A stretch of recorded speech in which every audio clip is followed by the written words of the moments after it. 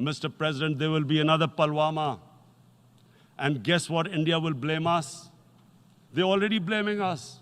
They're saying all this is happening because of Pakistan.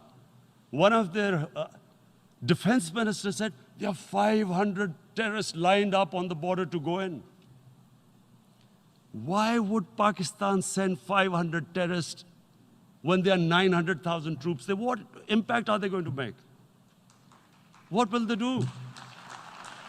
And why would? Don't we know that the moment there is some terrorist attack, all that will happen is there'll be further cruelty and oppression of the people of Kashmir.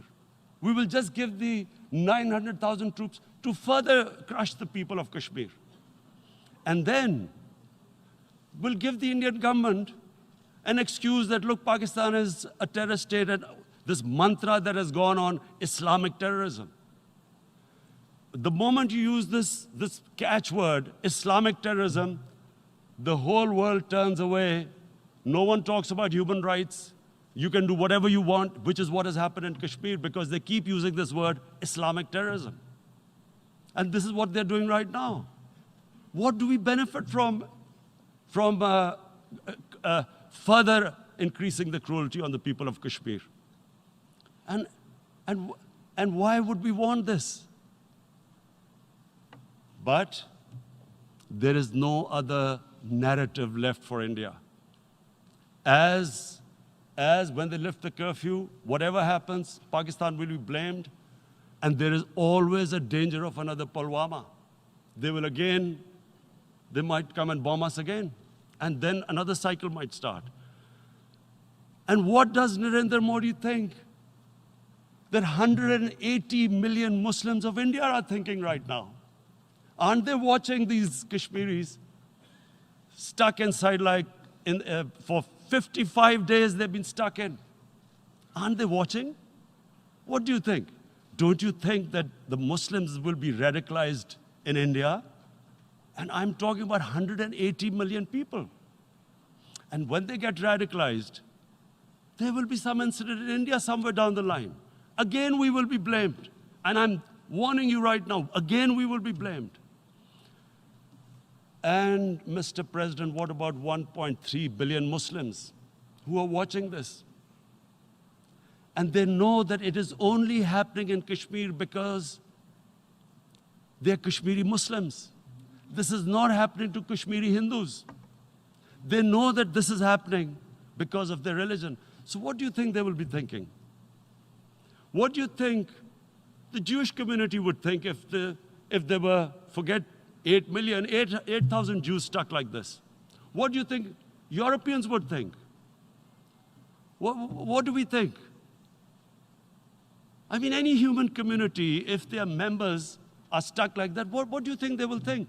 Are we a children of a lesser God? Is it not going to cause us pain? And then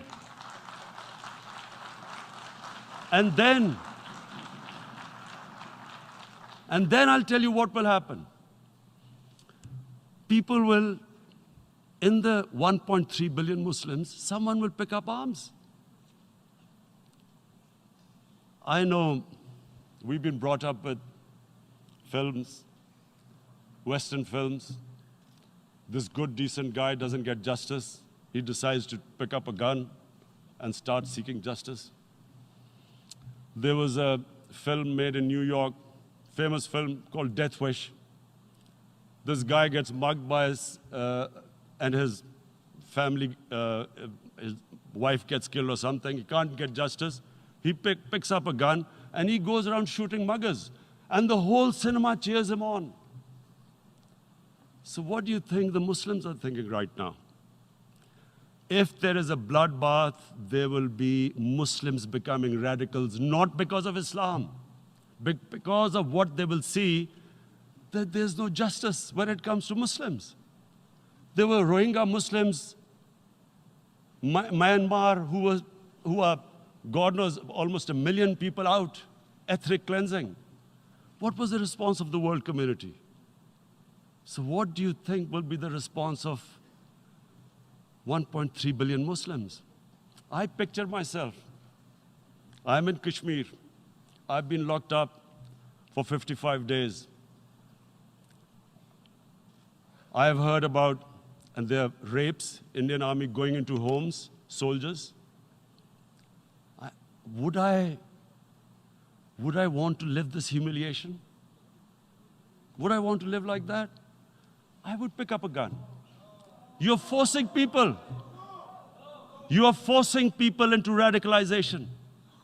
When people lose the will to live, what is there to live for?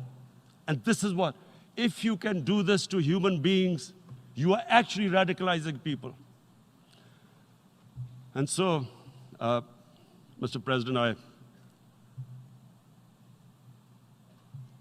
I want to repeat here, this is one of the most critical times. There will be a reaction to this. Pakistan will be blamed. Two nuclear-armed countries will come face to face like we came in February. And before we head in that direction, the United Nations has a responsibility. This is why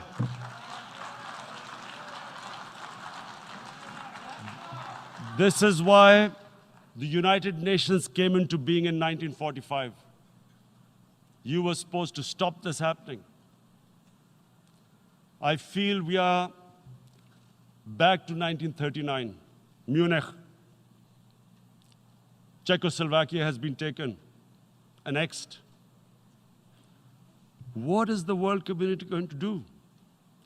Is it going to appease a market of 1.2 billion, or is it going to stand up for justice and humanity?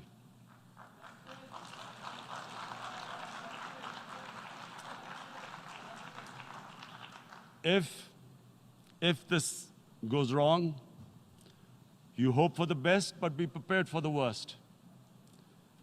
If a conventional war starts between the two countries, Mr. President, if a conventional war starts, and anything could happen, but supposing a country 7 times smaller than its neighbor is faced with the choice, either you surrender or you fight for your freedom till death, what will we do?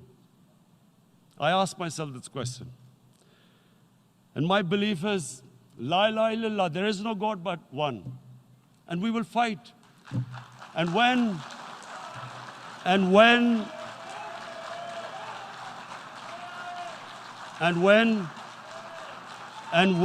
a nuclear-armed country fights to the end, it will have consequences far beyond the borders.